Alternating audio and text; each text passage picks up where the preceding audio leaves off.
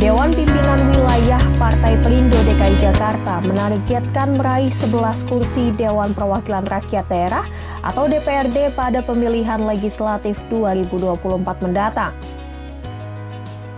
Ketua DPW Partai Perindo DKI Jakarta Effendi Syahputra optimis pihaknya dapat meraih 1 kursi per daerah pemilihan.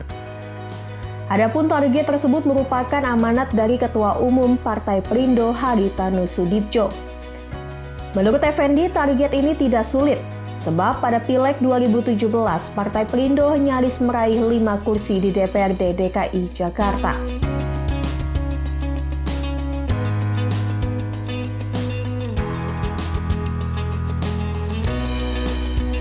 Halo, Assalamualaikum warahmatullahi wabarakatuh. Sobat Warta Kota, jumpa lagi dalam program wawancara khusus. Kali ini saya akan mewawancarai Ketua Dewan Pimpinan Wilayah Partai Perindo Persatuan Indonesia, Bapak Effendi Syahputra atau biasa kita panggil Bang Effendi. Assalamualaikum Bang. Waalaikumsalam. Gimana Bang? Gimana? Selamat Hari Valentine ini Bang. Iya, 14 Februari ya. 14 Februari ya. Ya, semoga bisa ini lah ya, kasih sayang semua di Indonesia, jauh-jauh kita dari hal-hal yang nggak enak gitu. Amin. Nah ini bukan karena faktor kebetulan ya, tapi memang 1 tahun ke depan atau 365 hari ke depan, 14 Iya benar, Februari 1 tahun tepat ya. 24, kita akan menggelar pemilu ya. Tuh. Bagaimana Abang memaknai pemilu yang dilaksanakan bertepatan dengan Hari Valentine ini? Ya, ini secara tak terduga atau memang undesign, pemilu tahun depan tuh akan jatuh pada tanggal 14 Februari. Mungkin ini kode juga bahwa di hari itu kasih sayang itu dikedepankan ya, daripada pertarungan politik.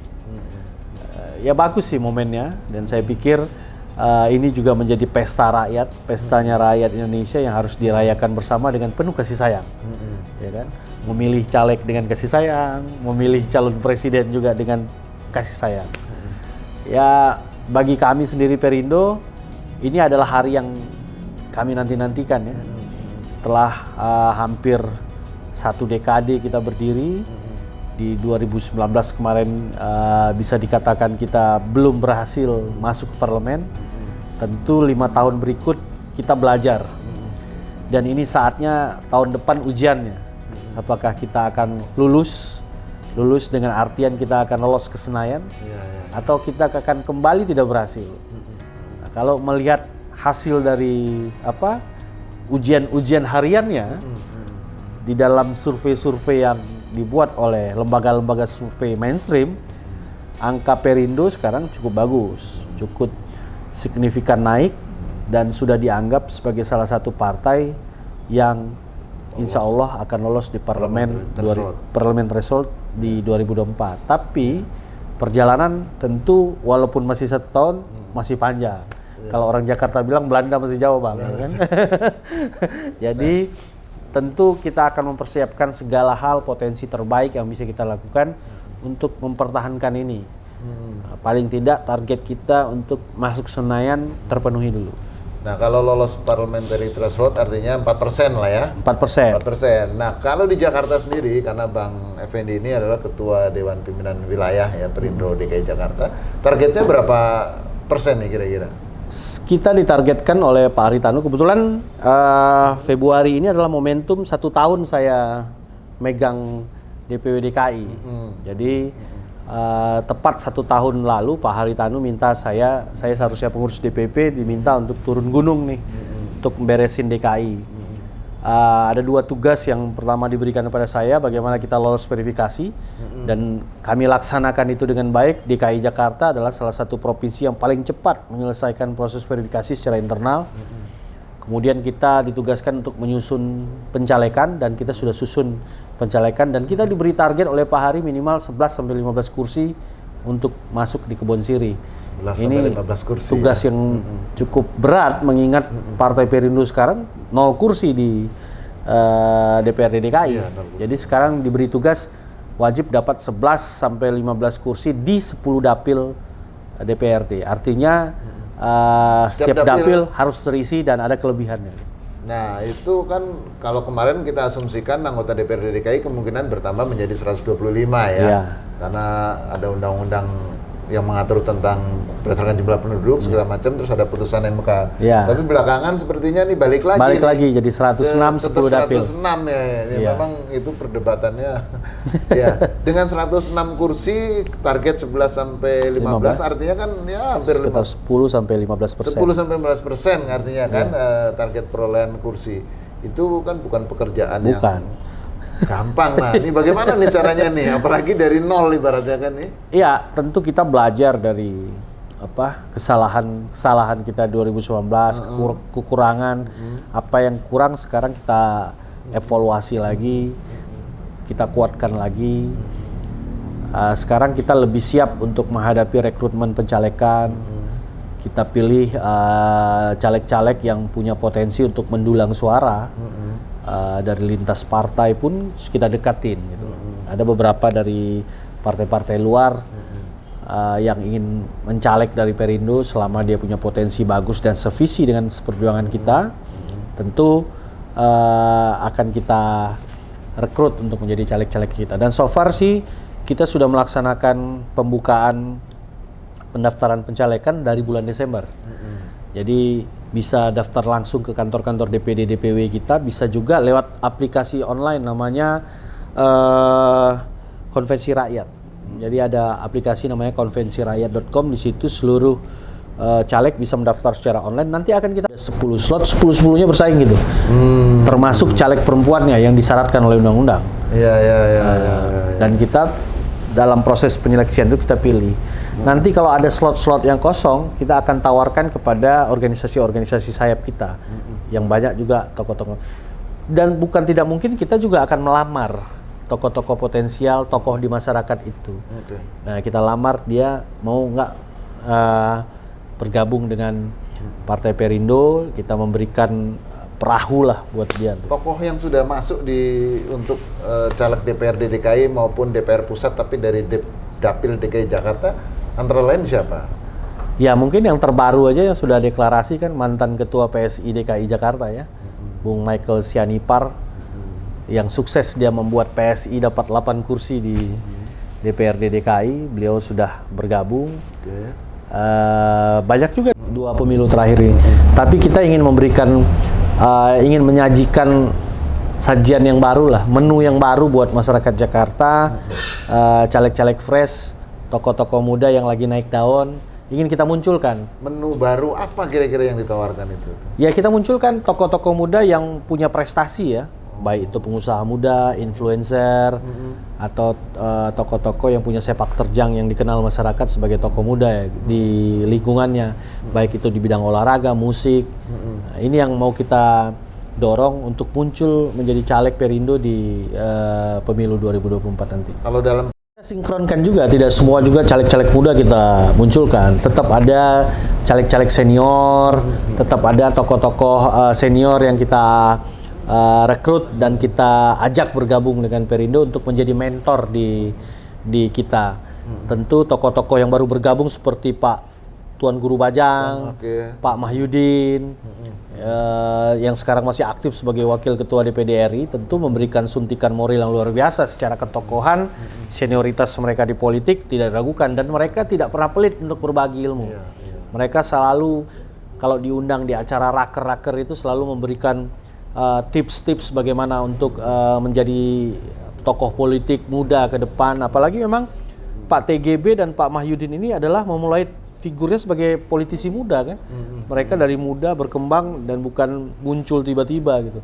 Itu yang selalu diberikan tipsnya kepada kita. Ada Kang Ferry Kurnia juga, mantan komisioner KPU yang juga aktivis di lembaga organisasi-organisasi mahasiswaan. Jadi banyak sih mentor-mentor politik yang memberikan dukungan dan memberikan tips-tips politiknya kepada kader-kader muda yang nanti akan kita siapkan untuk pencalekan 2024. Perindo itu kan juga diidentikan dengan partai nasionalis lah ya. Iya. Dan tentu di Jakarta juga pemenangnya sudah beberapa dua kali lah paling nggak yang berturut-turut itu dimenangi oleh partai nasional juga yaitu PDI. Nah, ini bagaimana nih Perindo nanti akan mengambil Ceruk. suara ceruk yang memang selama ini juga Jakarta udah dikuasai oleh partai nasionalis juga. Ceruk nasionalis ini kan salah satu ceruk politik yang besar gitu. Kuenya besar ini. Tentu selain kita menyasar spot-spot yang belum terjamah dalam tanda kutip oleh teman-teman partai nasionalis lain, kita akan coba membuat diferensiasi ya. Artinya diferensiasi yang kita lakukan ya termasuk salah satunya dengan isu-isu politik kesejahteraan itu. Bagaimana kita membuat pelatihan, bagaimana kita mengajak UMKM untuk mensukseskan program-program UMKM kita. Ini yang pengen kita kasih gambaran kepada masyarakat bahwa kita juga stabil gitu loh, nggak muncul cuman pas pemilu gitu loh. Contoh DKI, walaupun tidak ada anggota DPRD-nya di Kebon Sirih, tetap kita konsisten untuk melakukan pembinaan UMKM. Tetap kita turun ke masyarakat membagi-bagikan gerobak kepada mereka yang membutuhkan untuk kita bantu. Tidak hanya muncul, ini pemilu 2 tahun, 2 tahun lagi, tiba-tiba kita bagi-bagi, enggak. Tapi kalau dilihat konsistensi yang kita bangun, dari dulu Perindo salah satu partai non-parlemen yang sangat konsisten terus berbuat di tengah masyarakat. Dan mudah-mudahan 2024 ini bisa menjadi feedback buat kita dipercaya masyarakat untuk duduk di parlemen. Dari 10 dapil yang ada di DKI Jakarta untuk DPRD DKI-nya lah ya, kira-kira daerah atau dapil mana atau daerah mana yang akan menjadi target utama perolehan kursi? Saya pikir seluruh dapil 10 itu menjadi fokus kita. Tidak ada yang fokusnya harus di barat, selatan, nggak ada. Jadi semua punya karakteristik yang berbeda dan semua juga kita jajaki untuk kita masuk dan memenangkan pertarungan di situ. Makanya yang kita siapkan ya sesuai dengan speknya masing-masing. Ada caleg-caleg yang sesuai speknya di Jakarta Timur. Timur tuh kan ada 3 dapil tuh, 4, 5, 6. Ya kita cari yang sesuai di sana dan memang tokoh di sana. Begitu juga di barat dan di utara dan kita gandengkan dengan caleg-caleg DPR RI kita di 3 dapil DPR RI di Jakarta. Jadi nanti kita akan lihat banyak kejutan juga nanti di caleg-caleg DPR RI yang belum bisa kita konfirmasi sekarang. Tokoh-tokoh yang sudah bersedia bergabung tapi belum mau dikonfirmasi lah. Nanti kita akan umumkan beberapa nama yang cukup familiar yang sudah siap sebenarnya menjadi caleg kita baik di DPR RI maupun di DPRD. Nah, kalau berdasarkan perolehan pemilu sebelumnya kan selatan cenderung partai yang religius tuh, dapat suaranya tinggi. Kalau utara, barat, dan timur itu agak nasionalis. Nah, Perindo akan masuk semua apa kan nanti Justru banyak yang bilang speknya Perindo nggak masuk di selatan, tapi jangan lupa caleg DPR RI tertinggi suaranya Perindo itu ada di selatan, Ibu Liliana. Ibu Liliana Tanusudibyo itu caleg Perindo DPR RI yang paling tinggi. Seharusnya sih lolos DPR RI, tapi karena nggak lolos PT, nggak lolos. Ada juga yang bilang di barat seharusnya menjadi pangsa pasar Perindo, tapi ternyata enggak. Gitu loh. Jadi ini yang kita evaluasi. Oh ternyata itu pola mainnya itu begini, pola main. Nah ini kinerjanya Bapilu juga sih. Jadi kita coba memetakan siapa tokoh di sini yang bisa kita usung dan bisa menghasilkan potensi suara. Di sini basisnya siapa, di sini basisnya. Ya pemetaan lah. Itu yang sudah kita lakukan bertahun-tahun ini dengan terus melakukan survei internal.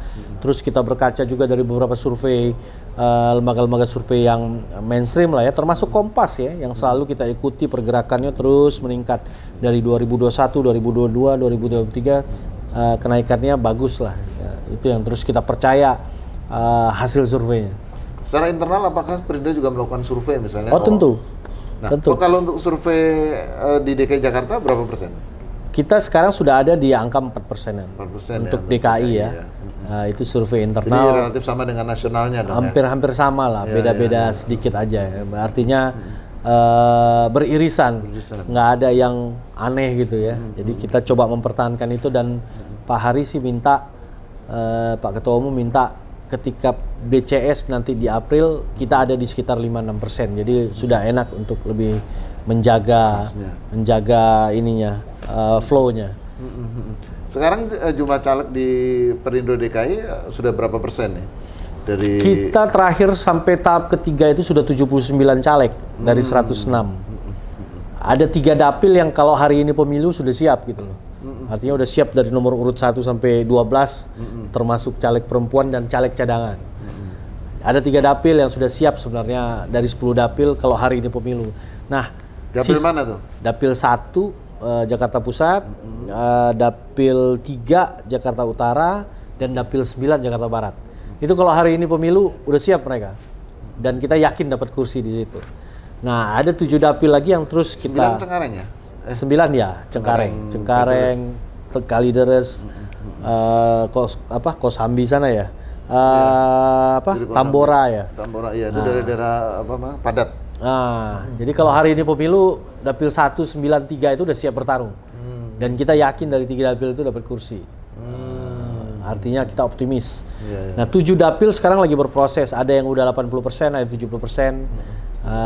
Sedang kita formatin supaya diisi oleh tokoh-tokoh yang berbobot dan bisa menghasilkan target suara dan target kursi tentunya. Sobat Warta Kota, tahun 2024 selain ada pemilihan legislatif juga akan ada pemilihan presiden. Beberapa partai sudah menggadang-gadang nama, tapi Perindo belum. Nah, kita akan tanyakan juga kira-kira Perindo itu siapa yang akan diusung untuk di tahun 2024? Nah, misalnya Pak Anies Baswedan itu pernah kita dukung di 2017. Partai Perindo adalah pendukung utamanya. Dan beliau kebetulan adalah gubernur DKI. Ada juga kader-kader kita di akar rumput yang menginginkan Perindo mendukung beliau. Tapi di lain pihak juga ada yang masih punya romantisme lama dengan dukungan kepada Pak Prabowo. Kita pernah begitu dekat dengan Pak Prabowo di 2014. Perindo juga salah satu pilar penting tim pemenangan Pak Prabowo. Masih ada juga yang pengen Perindo itu ikut di dalam barisan Pak Prabowo menuju Pilpres nanti. Frame-nya Pak Hari mendukung pemerintah yang selama ini dianggap dalam tanda petik itu satu frame dengan Pak Jokowi kan Pak Ganjar dan Pak Prabowo. Artinya dari 4 nama itu dua sudah tereliminasi, tereliminir. Tapi ya dinamika politik kan siapa yang tahu, Pak. Jadi kita masih menunggu sampai detik akhir kepada siapa. Tapi yang pasti baik dengan mereka maupun dengan misalnya Pak Ridwan Kamil, Pak Anies juga hubungannya tetap juga baik. Artinya komunikasi politik juga tetap terjalin. Bukan kata arti tidak mungkin juga kan. Dinamika politik kan terus berkembang. Oke. 2024 tepatnya 27 November 2024 juga akan ada pilkada yang serentak juga termasuk tentunya di DKI Jakarta. Nah, menurut Bang Effendi untuk figur gubernur, kalau tadi figur presiden kira-kira ada 4 nama itu yang digadang-gadang. Kalau untuk figur gubernur itu kira-kira siapa? Kalau figur gubernur ini yang menarik sebenarnya, banyak nama-nama ya yang diusung. Kita tentu akan lihat mana yang sepak terjangnya bagus dan tentu bagus juga buat Perindo. Dan bukan tidak peta tata pemerintahan di Jakarta ini. Kalau menurut Bang Effendi problematika Jakarta apa sebenarnya? Tetap permasalahan utamanya adalah banjir. Macet, dan masalah kriminalitas.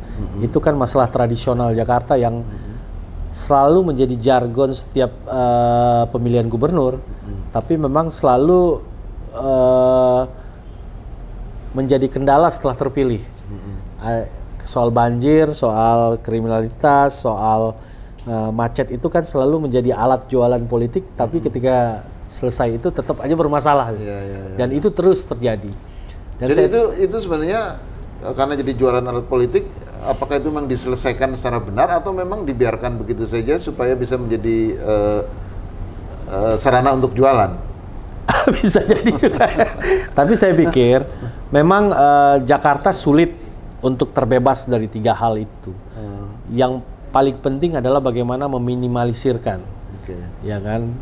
Saya lihat ketika Pak Ahok sudah agak berkurang banjir, tapi di sisi kemacetannya masih gitu. Ada plus minus. Apa yang sudah diputuskan DPP itu yang harus dijalankan. Kalau memang DPP memerintahkan saya untuk berlaga di Pilgub dan selama itu kita punya kemampuan kursinya memang terpenuhi, ya kenapa tidak? Oke, baik. Terima kasih Bang Effendi Saputra.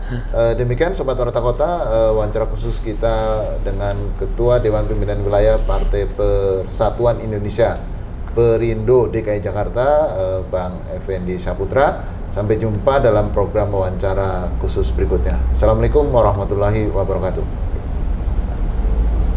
Jangan lupa subscribe ya.